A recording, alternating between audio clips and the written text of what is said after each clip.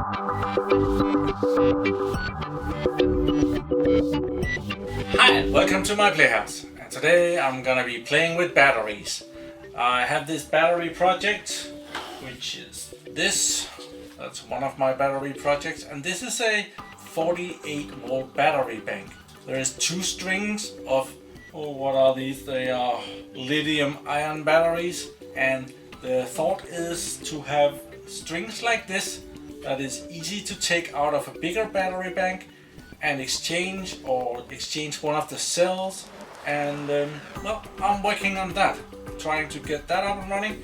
One of the tasks is that between each batteries you have to have a battery balancer. A bank like this, it's not good to just put on 54 volts at the ends and let all the batteries charge, because they won't charge evenly.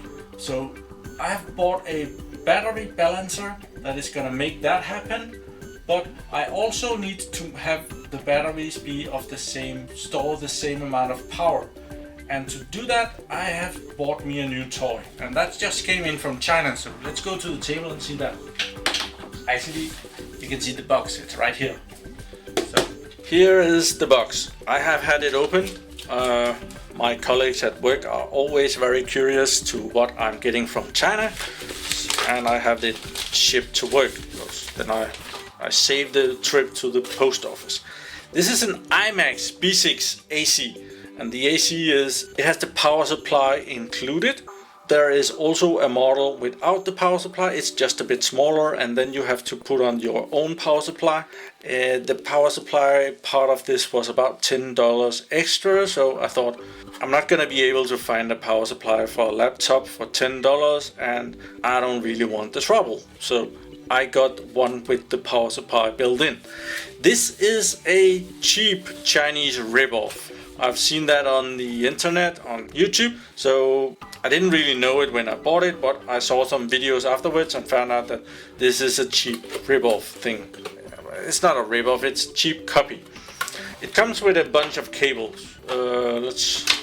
Oh, it comes with a power cable. I didn't even see that. And it has some other cables and some other cables, and let's go down to the box. Here is the box. It's not that big, it's a nice little unit. What it can, here it takes in 220 volts. Actually it takes in from 100 to 240 volts. We got about 230 volts, so that's good. It takes 50 and 60 hertz, nice. And it takes a power supply here, 1.5 amps. And that input voltage can be between 11 and 18 volts, and that's typically what you get in a laptop power supply. So, and there is even a cable for that right there, so you can actually power this from a battery if that would be needed. These are widely used for mobile planes and mobile cars, the small toy one that you play with. And yeah, some of those guys are really professional, so they use really nice chargers, and this is a rather nice charger. On the output side, there's a minus and a plus. That's for connecting one battery. And then there is this balanced charging circuit. And you can put in 2 cells, 3 cells, 4 cells, 5 cells, and 6 cells. And I don't have these connections. When I'm done recording this video, I'm gonna be shopping around to get these connections because I want those. So right now I'm not able to use those. I have some here. I can use a single connection, and I want to do that. I want to try this. So let's plug this in. Here's the plus and the minus, and they go in like that. And then there's this connection, and this connection can go over. There's some accessories here. It's pretty cool. These are for charging different RC car battery types. This one is, and this one is for another one. This one is even another one. Jack's connection. And there is one with just 2 crocodile leaves, and that goes right into this one. So from that one, from these banana clips to crocodile, good. So I want to try it on some batteries. I want to charge some of these batteries. Actually, I want to charge all of them. That's gonna take forever.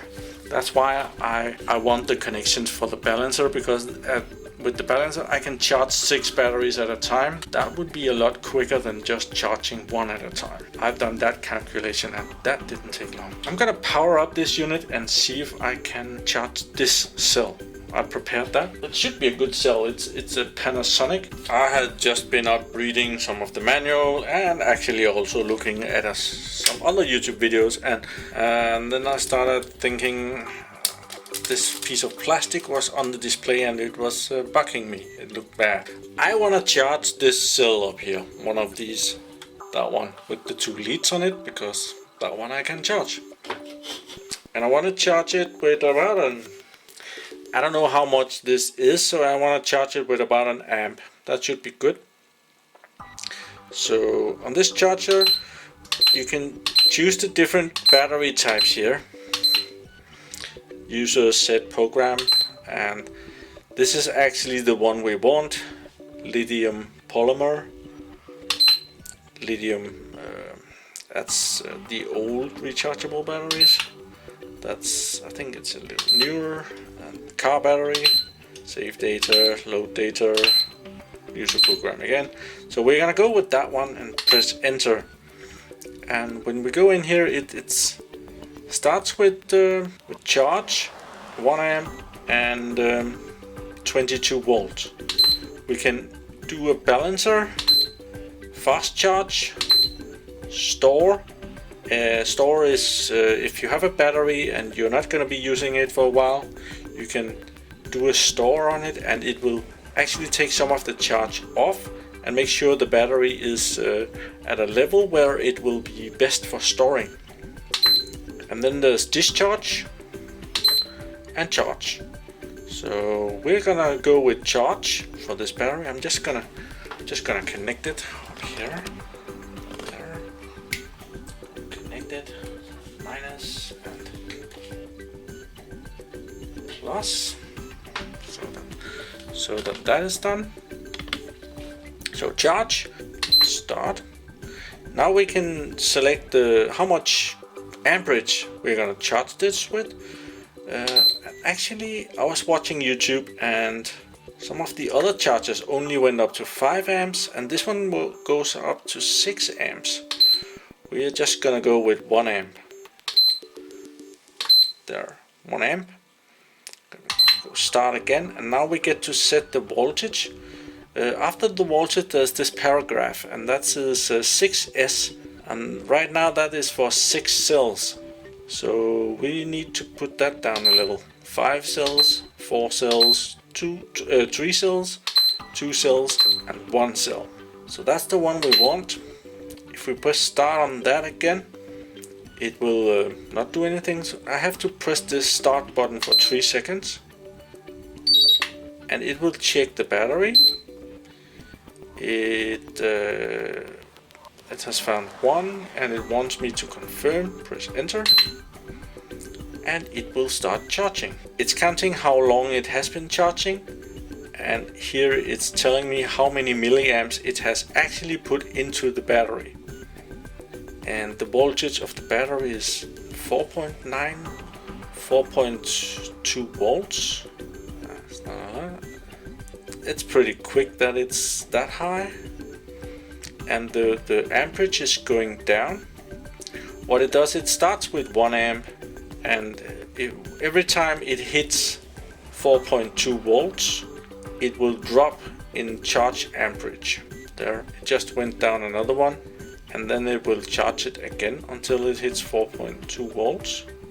Actually, it just went up again. Weird. Let's get back to this when it is completed. It's very close now. It has been running for 19 minutes and 12 seconds. There's been put 166 milliamp hours into the battery.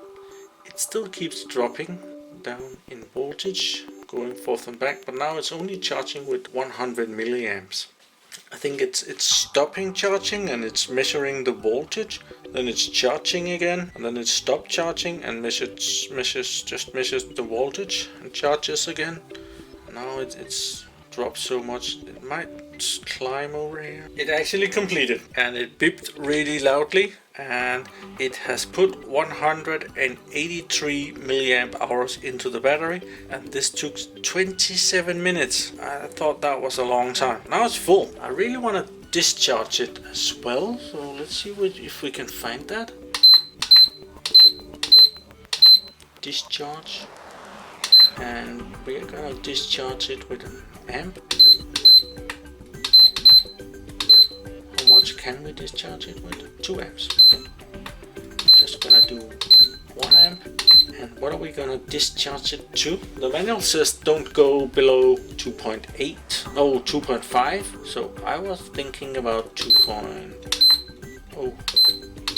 So we don't get to set that. Okay, so we're discharging it with 1 amp and down to 3 volts. Let's try that. Checking battery. Confirm. Enter. So now it's discharging with 1 amp.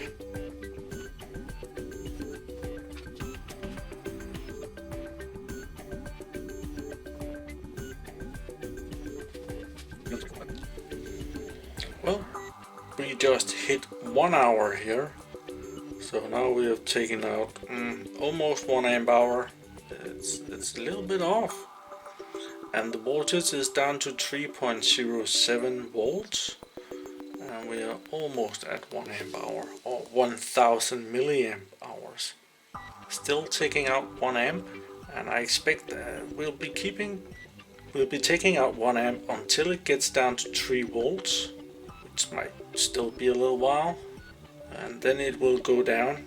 I don't know if it goes down to 900 milliamps, tries that, and 800 milliamps and tries that, just like when it was charging. But we'll see that when that happens. Well, it didn't do that.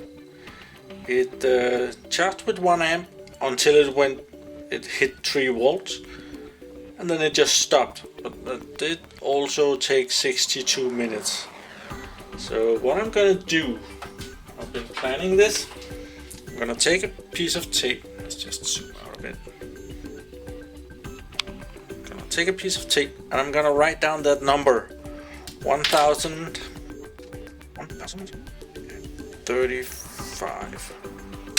And I'm gonna take a scissor, cut this off, and I'm gonna stick that on the battery. So now I know that that battery is good for 1035 milliamp hours. I made a mistake, so I have to calculate some numbers in. This is the first discharge. It did 1035. Now it reached 3 volts. I'm interested in seeing if it lowers the amperage that it's discharging with, or if it just stops.